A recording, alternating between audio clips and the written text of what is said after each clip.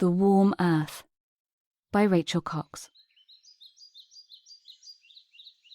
Set in the depths of the forest, far from where any human has trod in an age, there is a deep, dark hole in the earth. Its edges are steep and foreboding, and its gravity pulls the eye down, down over the precipice into the abyss. So deep and inky black, it's impossible to judge just how far down it goes. If you were to stand, toes poking over the edge, and lean as far as you could without losing your balance, even then, you wouldn't be able to learn its secrets through the impenetrable darkness.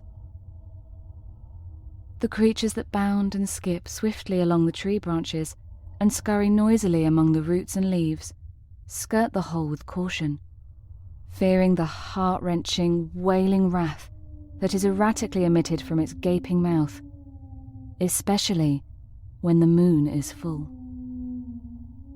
To the forest dwellers, it is a hole of hopelessness, bereft of joy, of light, of love, but not of life. At the very bottom of the seemingly unending pit, there lies a being. Withered by time and sadness, it curls in on itself, closing out the sounds which echo from the intrusive world above. With cheek pressed against the coarse earth, the ground is warm and comforting to the being as it lies on its side. The grooves worn into the ground by shoulders and hips and heels are like an enveloping motherly hug. But this comfort is a lie. As the days pass, the being turns her face away from the bright world above, with its reminders of what she is and what she isn't.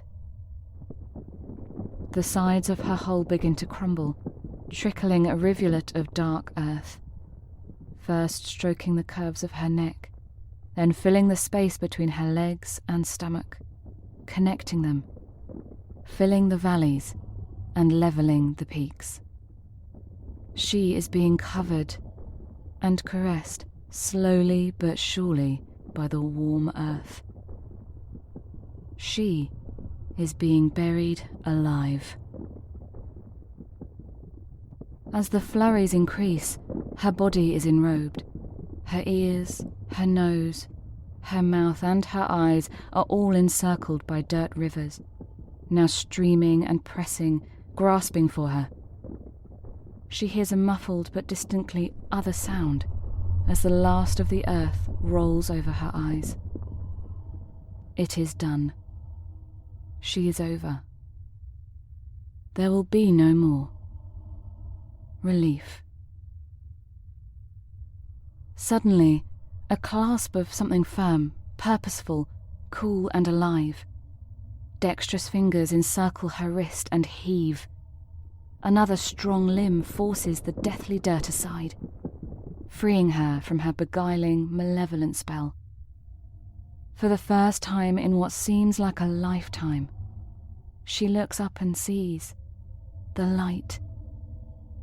The watery autumn sun glints through the leaves above, from the vibrant orange and vivid yellow to the blood red and glossy. The season pulls on her senses, igniting a flame in her heart that she'd thought long dead. As her bare feet strike the side of the hole, which is no longer hers, she feels life returning to her tired, long-neglected limbs.